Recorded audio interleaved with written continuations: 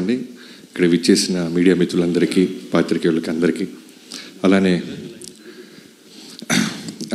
Stage మీద ఉన్న నందమూరి బాలకృష్ణ గారికి థ్యాంక్ యూ సో మచ్ బాబు. ఫస్ట్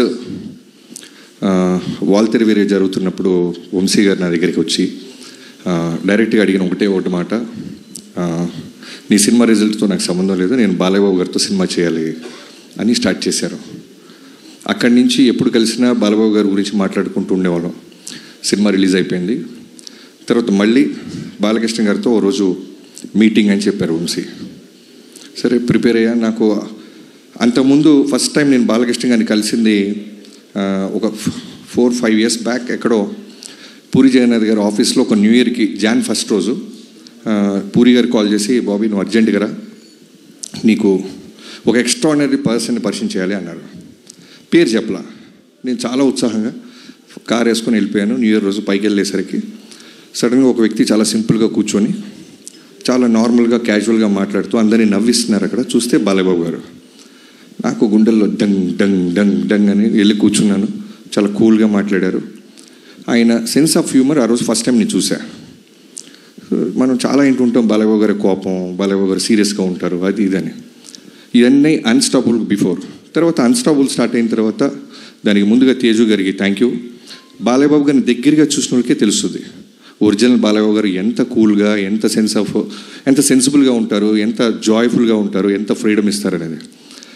అదైన తర్వాత మళ్ళీ వంశీ గారితో పాటు నేను ఒకరోజు ఫైనల్గా ఒక మంచి రోజున బాలయ్యబాబు గారిని కలిసినప్పుడు మాట్లాడుకుంటూ ఆయన ఫస్ట్ నాకు 3 ఆప్షన్స్ ఇచ్చారు. నేను సార్ అని పిలుస్తుంటే, బాబీ నువ్వు 3 ఆప్షన్స్ ఇస్తానమ్మా, 3 ఒకటి చూస్ చేసుకో అన్నారు.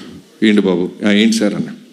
Call me bro, Bala and one more thing, Bala bro, okay 2 Bala are bro, ఈ 2 ఒకటి సెలెక్ట్ చేసుకో అంటే నేను బాలా బ్రో బాబు 3 ఒకటి సెలెక్ట్ చేసుకో అన్నారు. నేను వెంటనే బాబు అన్న, బ్రో అల్లేలో బాలా అల్లేలో.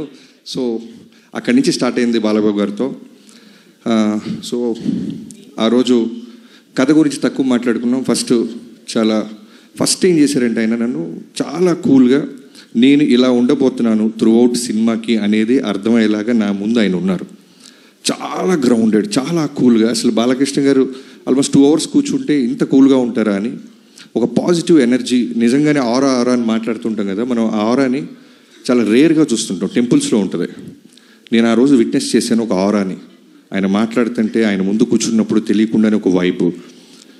మనలో ఏదైనా చిన్న భయాలు ఉంటాయి, అన్నీ పోతున్నాయి. అక్కడి నుంచి మొదలెట్టి కథ కంటే ముందు బాబీ మనం ఏం చేద్దాం అని మాట్లాడుతూ ఆయన ఇస్తున్న ఫ్రీడమ్తో ఆదిత్య 369లో ఉన్న ఒక విజువల్ చూపించారు ఆయన. సో మేము ఆల్రెడీ ఒక ఐడియా అనుకుంటున్నాం, ట్రావెల్ అవుతున్నాం. ఈ క్యారెక్టరు ఆయన ఎప్పుడు మాట్లాడేది ఏంటంటే, నన్ను నా కోసం, నాన్నగారి తర్వాత నా కోసం వస్తున్న అభిమానుల కోసం నేను ఏదైనా కష్టపడతాను బాబీ. సో వాళ్ళు ఏం కోరుకుంటారు, సో వాళ్ళకి ఏదైనా ఇవ్వాలి అంటూ ఆ క్యారెక్టర్ గురించి చెప్పారు ఆయన.